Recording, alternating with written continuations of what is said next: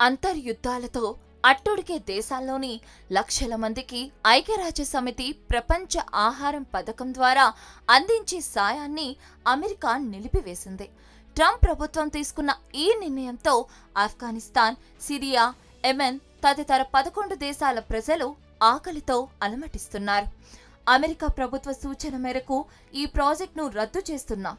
డోజ్లోని US aid వ్యవహారాలను చూసే Jeremy లూవిన్ ఈ ఆదేశాలిచ్చారంటూ భాగస్వాములకు పంపిన నోటీసుల్లో అధికారులు పేర్కొన్నారు. దీనికి సంబంధించి దాదాపు 60కి పైగా లేఖలు వివిధ భాగాలకు గత వారం రోజుల్లో అందాయి.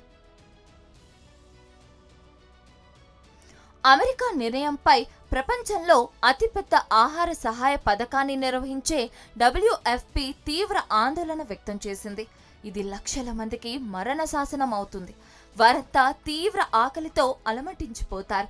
ఆకలి చావులు సంభవిస్తాయని తన ఎక్స్ పేజీలో పేర్కొంది.